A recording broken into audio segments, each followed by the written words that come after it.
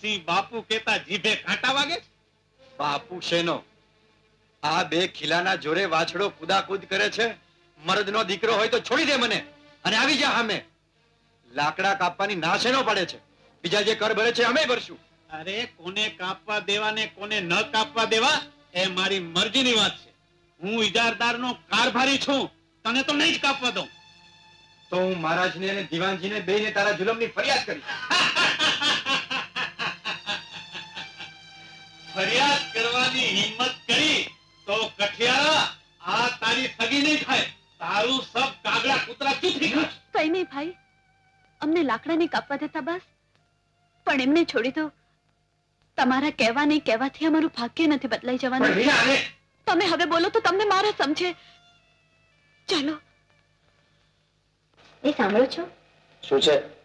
મારા બાપુજી આપેલા નાણાં તમે મને પાછા નહોતા આપ્યા ને આજ સુધી મેં માંગ્યા પણ નહોતા, પણ આજ મને આપો તો સારું. પાછા આપું? શું કામ? કાલ રક્ષાબંધન છે, ભાઈને રાખડી બાંધવા જાઉં છે. તે જાને, મેં ક્યાં ના પાડી? પણ મારી પાસે પહેરવા માટે એક પણ ઘરેણું નથી. તમારા ધંધામાંથી તો આવક થાય ત્યારે તમે ઘડાવી આપો ને એ માટે તો સમય જોઈએ. મારે બાપુએ આપેલા નાણાં આપો તો થોડા ખરીદી લો.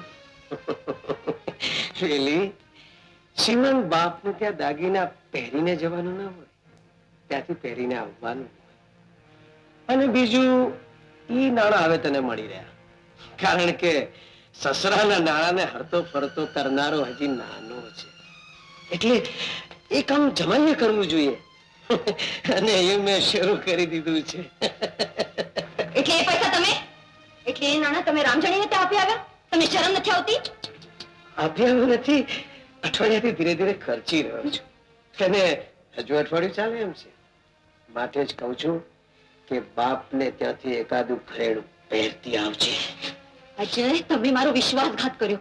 નખો જાય રામજણીનો. હું આજે જ બાપુને કહીને એને હાથ પાર ન કરાવું તો મારું નામ વેલી નહીં. ખબરદાર જો એના વિશે બાપુ પાસે એક પણ શબ્દ ઉચ્ચાર્યો છે તો, અને જો આવું કંઈ કર્યું છે તો તારી જીભ ખેંચી કાઢીશ.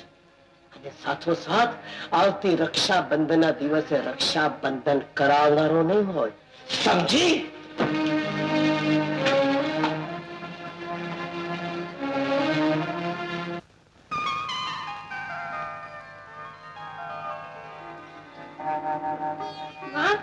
બાપુ જુઓ જુઓ, આ રાખડી કેટલી સરસ બાંધી છે.